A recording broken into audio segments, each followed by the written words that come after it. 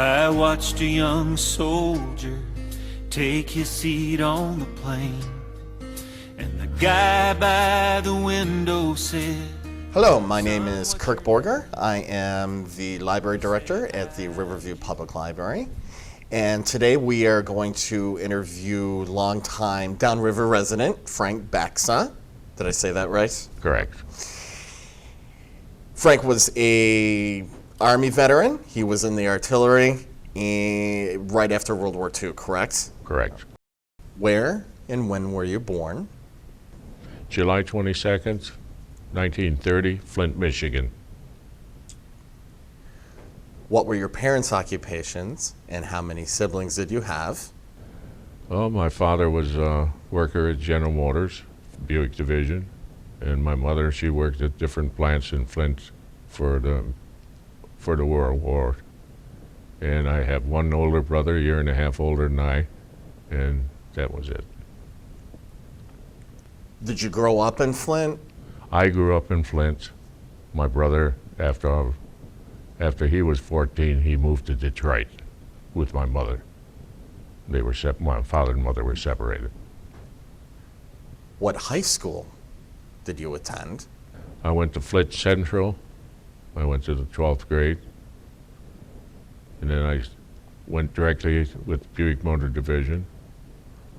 I went to personnel, and they hired me in, and I went into the transmission division for Buick. What year did you graduate from high school? I graduated in 1948. What exactly were you doing for them? I was manufacturing components for the Power Glide transmission.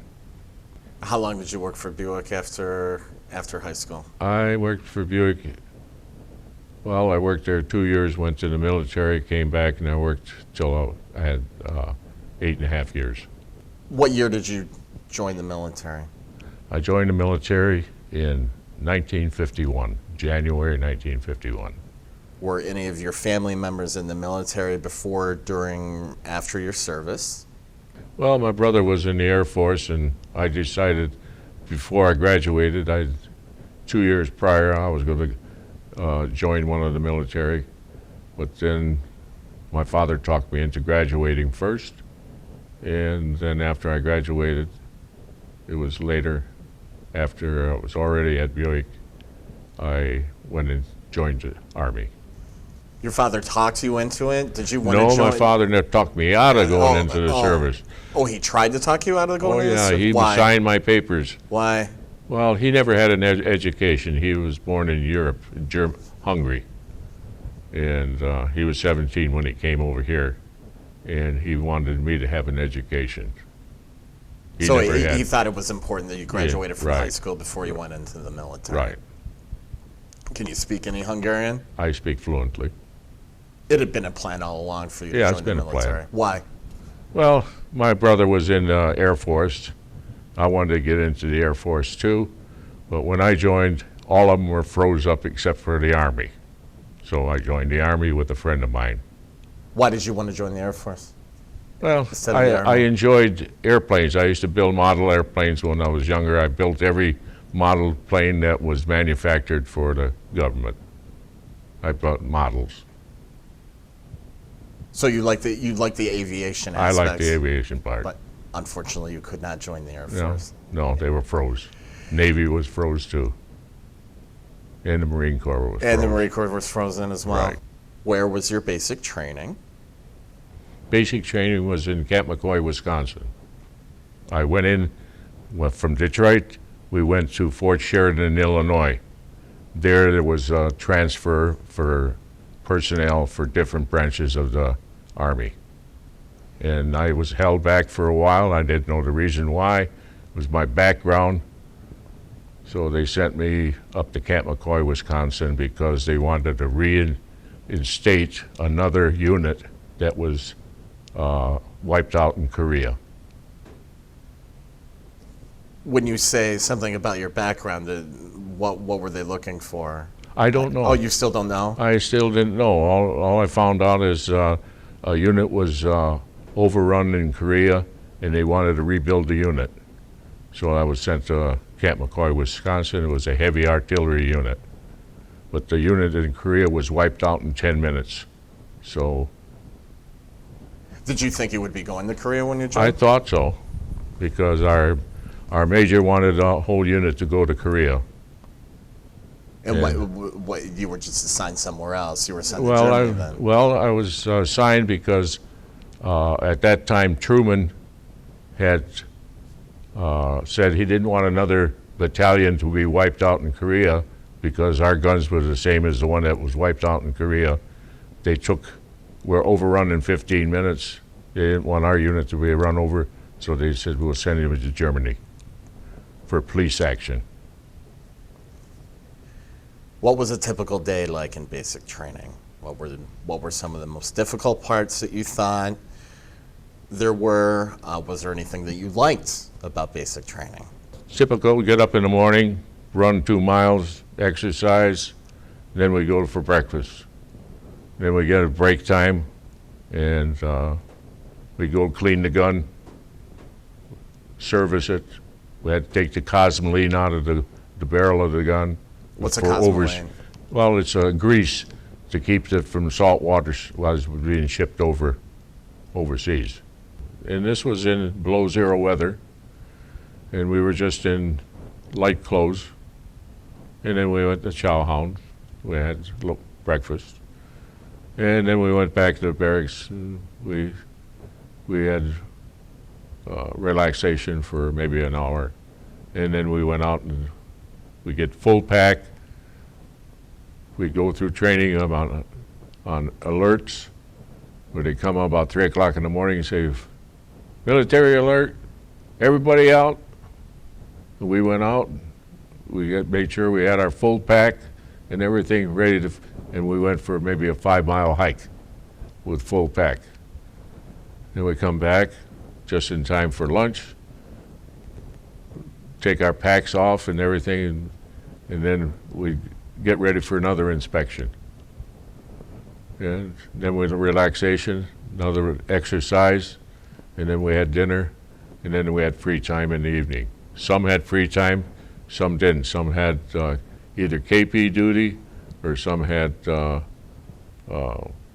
guard duty at nights, because up there at that time of the year, the furnaces had to be going, and you had to check all the furnaces, and that's the only way we kept warm, because when we first got up there, like I say, it was 54 below zero, but it was nothing like Michigan weather. Wisconsin was just a cold, I mean, it was something not to be desired, I'll tell you. And When you were assigned to the artillery, did you have any clue of what you were doing beforehand? well, I was a second gunner. The gunner itself, he took, and once we had called on a firing mission, we had all the guns surveyed in. The two of us became surveyors.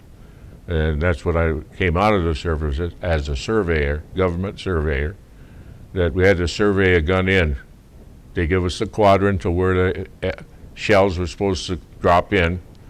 So the gunner, he took and aimed through his scope that was right level with the gun, and he went to that there stake, and then he took the quadrant, set his scope. Then I had to set the elevation of the gun, so I was called in, and I set my transom, and so I got the bubble, and then there was a platform on the side of the gun where I set the quadrant on, and then I'd elevate it till the bubble leveled. Then I jumped off the gun, and hopefully when they called fire, I had my ears plugged. But that was the fun of it all, to fire the guns. You were telling me before the interview started that the military didn't issue any kind of ear. No, they didn't at the time. Do you know when they started? They didn't issue anything. Not when you were in service. Not when I was in 2 outfits, and neither one of them issued any. Do you think it affected your hearing? Well, it affected one buzzing I get, but the ear doctor says, well, everybody's got that problem. I could still hear a pin drop, but there's certain decimals that I can't hear. But that was the only thing. if my hearing went bad, I could still go to the government because of my background and get hearing. How many people did it take to work the gun? Well, actually, we had, it was tractor pull, and they had to unhook it from the tractor, and then we had to crank the dual tires off the ground to set the spades into the ground that kind of stabilized the gun, and then it had two trails that opened up like a fork in the back, and that there was, as it was going down, it had two spades on, one on each end of the trail, and that went into, we dug a hole and that went into the ground, because when the gun was fired, it had a 6 feet recoil, and it jumped. And actually we had a railroad tie behind the trail, and we actually busted the railroad ties from the impact of the gun as it fired. How long would it take it to set it up? Well, it took probably 20 minutes or more.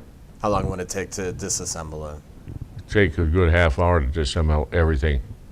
Well, it all depends on, they couldn't do that in Korea, that's why they wiped them out.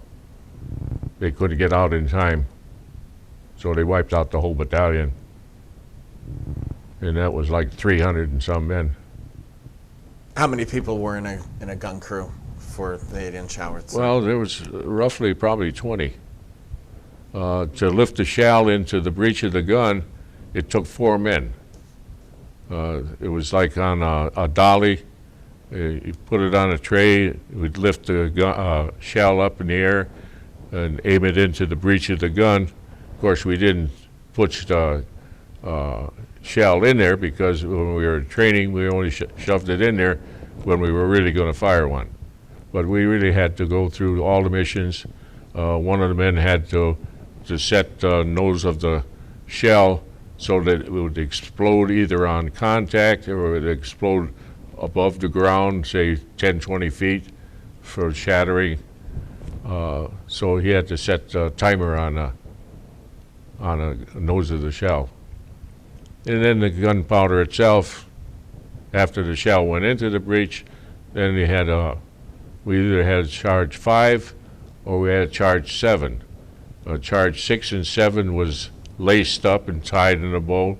If we called a firing mission for 6, we'd cut the top part of the powder away so it wouldn't fire the distance that they wanted. Charge 5 was a standard charge, and that was a green powder, which was a slow burning. Then we had a white powder that it looked like it had holes in it. It looked like some kind of something you want to eat. What was the rate of fire on the gun? How many We shells? could have 3 rounds in the air at one time. Actually, there was no basic, I took it I had to do it, I did it. And that was about the size of it. I was just young. I was only 19 years old, so I was physically fit. There was things that we went through. The only thing they were going to do was throwing hand grenades. One of our fellows got his hand blowed off because when the sergeant told him to get ready to throw a hand grenade, he pulled a pin on it, and then he said, "Get ready to throw it," so he put it in his other hand. When he put it in his other hand, the lever flopped off, and he got petrified, and he dropped to his waist and blew his hand off. But that was the worst part, to see something Right. happen like that. But other than that, when we were getting ready to go over to Germany, we had to chop shoring blocks for our trailers and guns and everything. And one of the fellows, the axe ricocheted and caught him in the ankle. So he got sent home. You saw some accidents. Yeah, I saw 2 accidents, and that was petrifying. You don't want to see things like that. I mean, firing, we attacked people on the road, our other units. We had blanks, but you were just worried you didn't get shot close up with a blank because that hurt too. How long was your basic training? I mean, how many months was it? Well, it was from January to I went overseas. We were in training all the time, and that was towards November. Because on board ship it was wintertime too, when we were going over to Germany. So you went to Germany. About 8 months training. You went to Germany via ship then. Right. 8 months training. You were assigned to Germany. How long were you in Germany for? Almost a year. Where were you assigned in Germany? We were assigned to a military base down in Schwäbisch Hall. That was probably about 30, 40 miles out of Stuttgart. By train, it was went through Hitler's parade ground to Schwäbisch Hall. Schwäbisch Hall was a military base for the Germans at one time. It was one of their first jet bases, which was bombed out during World War II. We used their facilities and barracks, and we parked our guns on the platforms where they had their airships. We were kind of glad that we weren't going to Korea. I mean, Germany, we didn't know what was going to be there. We had trouble with the communists once we got there, but trying to dismantle destroy any part of our aiming part on our gun. That was the only thing that would, once the aiming parts were busted up, the gun was worthless. They might be for a direct fire, but we only had a 12-mile range with the howitzer. And with a 12-mile range, you had to be in close. So that's why they got wiped out. When did you go to Germany? I went there, it was the later part of 51. I was in Germany for over a year. And I was transferred there. Truman had segregated the troops. What do you mean desegregated? The black and whites. They would give 20% blacks and the rest whites. Do you mean it was my impression that he integrated the military services. Right. Okay. He busted all the black outfits all up. I got transferred into a 155 unit, which was a self-propelled unit, and it was a long tom, which you figure a long tom was like a rifle. That range of 22 miles. So, and it could get in and out quick because it was mounted on a 40-ton tank carriage. So that was mobile. So it was a big gun on a tank chassis that you could go around on. Right. How many different places were you stationed in Germany? Well, first of all, when I first got there with the 188 unit, we were stationed down in Schwäbisch Hall, Germany, and that was Germany's first jet base. Their runway was 6 miles long. They never used it when we were down there because it was all bombed out during World War II. We mounted our gun, we parked our guns on their blacktop, concrete. All their emplacements were filled in. So we had a gun section there. And every unit had a section of the base, air base, where they had hangars for their jet bases. But then that was just past Hitler's parade ground. We took the train out of Stuttgart, Germany, and I traveled back and forth there. But we were in Mannheim, Germany at first. When we first got there in Germany, it was called Tent City. It was just nothing but an open field, mud and everything. And we were there for months before we went down to Schwäbisch Hall, where they found where we were stationed. And they had a military base there too. And there was also a first aid unit there. It was all black. And we had no problems. Did you have any interaction with the German people when you were there? Well, I didn't have too much in action other than visiting the Schwäbisch Hall, the little village outside our barracks. No, we didn't have too much. I didn't have any action between any of them. We had problems in the evening in our gun section, which was on the post there, which they used to cut through the people that lived in the village. And it would happen that at night our guards would halt them tell them to identify themselves, and then we'd call our supervisors, and I should say the sergeant of the guard, to come and take them back to the compound for interview. You know. What were they doing there, do you think? Well, we didn't know what they were doing. When our guards would halt them, well, naturally they stopped because they didn't figure we were going to shoot them or something like that, because it was pitch dark out there. There was no lights or anything, so we went strictly by the moonlight, and it was kind of rough. But other than some people at night, we had problems with them coming in when the guard would be at the other end of the compound, and they'd start to remove the tarps at the sighting system of the guns, where we mounted our quadrant and telescope for the aiming of the gun. So we never knew. They said our lieutenant that was in charge of our unit said it was there, but if something happened to that gun. So after a while, what he did is he gave us his clip of ammo. So our guards would, instead of saying, hey, I'm going to use a bayonet, he said, I'm going to shoot him. And then they said, well, if you shoot him, you're going to be court-martialed. So one way or the other, they either let them come in, look the other way, which we didn't do, and the shots were generally we had jackrabbits there as big as our deer. Their deer were miniatures, Right. The red deer. So that was about the size of what happened in the evenings.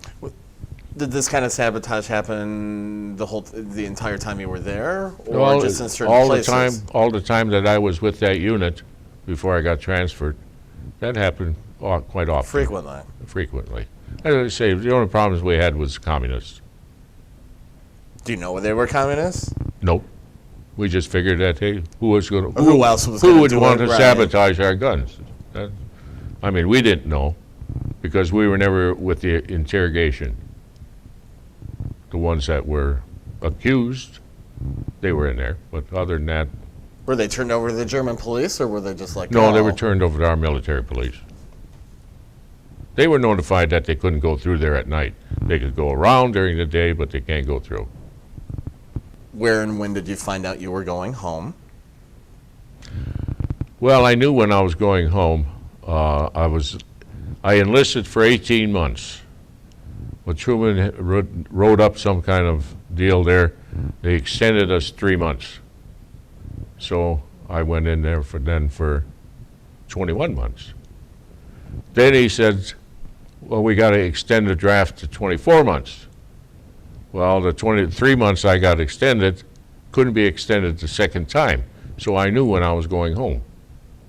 The guys that always used to rib us say, you got to stay that 3 months yet with us for 24 months. I said, no, we can't. I said, we were already extended 3 months.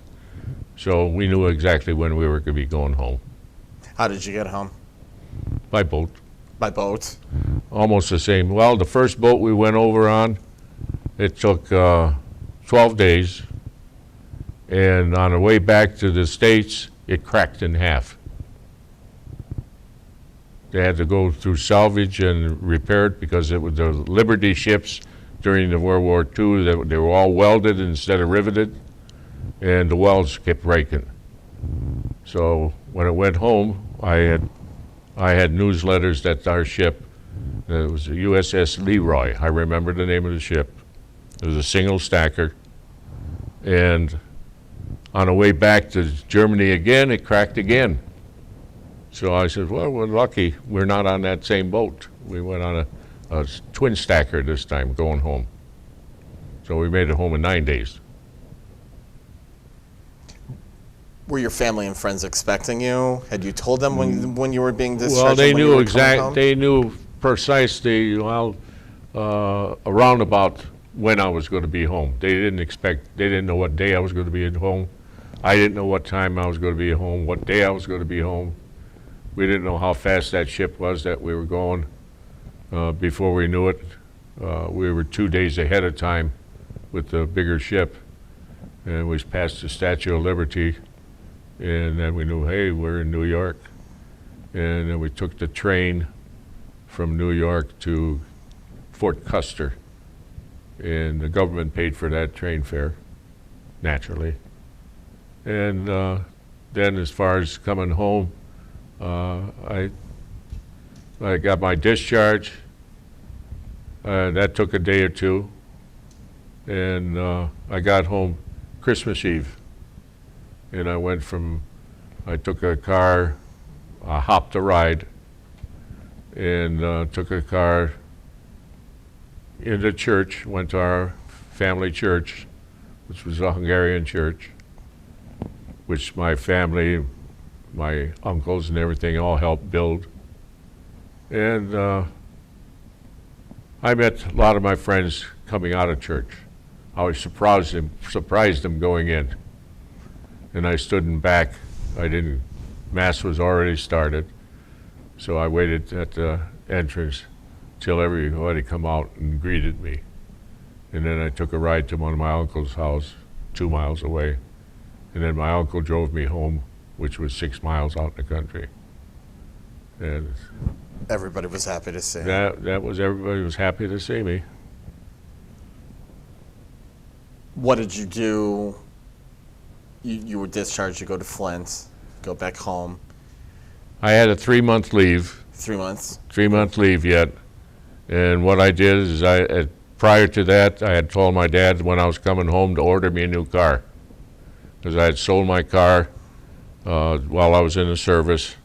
And when I went in Fort Custer, when I came home, my car was there. Somebody had bought it. I recognized it right away. It was a 1948 Chevrolet. And it took 3 months before I could get a new car because all cars were frozen. You had to wait a long time. The dealers were buying them up and selling them as used car lots. And so I had to wait. I wanted an automatic. They had problems with the Chevy automatic, so I had to wait the 3 months before I could get one. I took one with a standard shift. So, and when I got married later, I still had the brand new car. When you were discharged from the service and you came home, did you get a job right away? No, I resumed my job at General Motors where I had left, and I was lucky I got back in the same department I was when I left. And I met my same foreman, but there was only like 2 people left in the department that I recognized. They were all either laid off the time I was gone. But I got my job back, and I worked my way up in the job from machinist to setup man. So I knew all the machines in the department. I worked on them all, so I became a setup man. But then I left there after 8 years. Where did you go after that? Well, I got offered a job in Detroit with my father-in-law. He was in the trucking business, truck repair. We had one of the largest rebuild centers here in Detroit. And I was only making $57 a week at the time. He offered me $100 a week to come and work for him. So naturally, I took the job. And after I had already bought a house in Flint, and naturally, I sold it and made a few $1,000s on it. And when I got in Detroit here, I lived with my father-in-law and mother-in-law for a while with my 2 children that we had, my wife and I. And later on, after 13 years, I went to Rockwell International.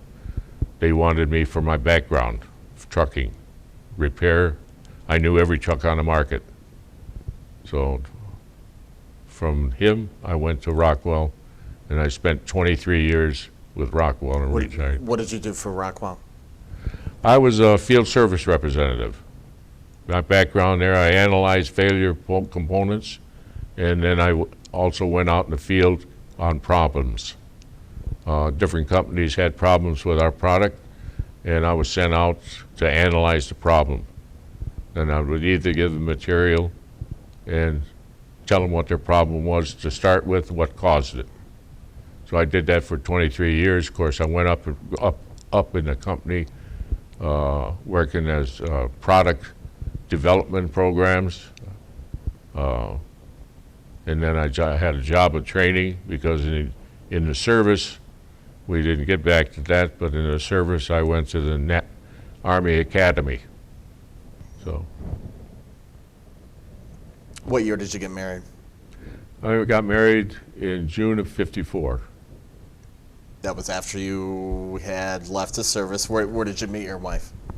Well, I really met her at my brother's house. I kept visiting my brother every other week. I'd drive from Flint to Detroit. He lived in Lincoln Park. And it just happened that my wife at the time was my sister-in-law's girlfriend.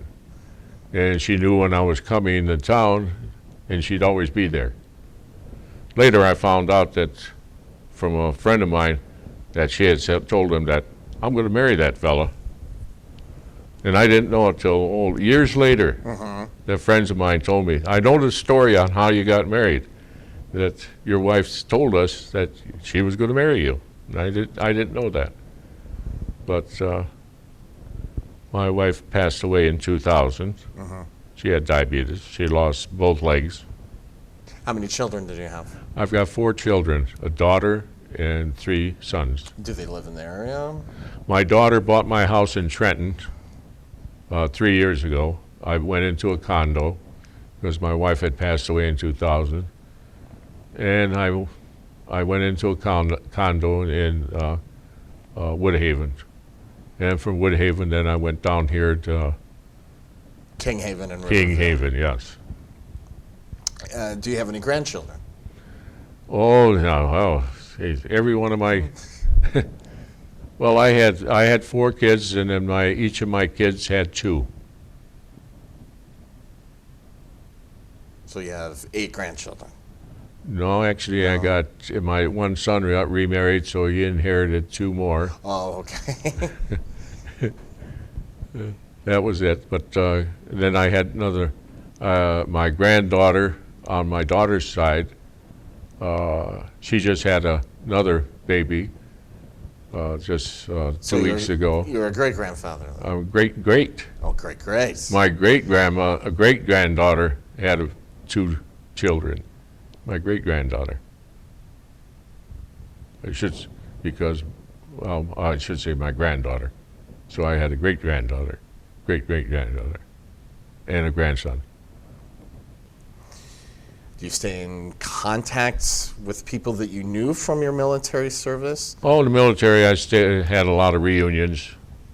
I've went to Wisconsin for a reunion, went to Indianapolis for a reunion, and after that, we kind of separated.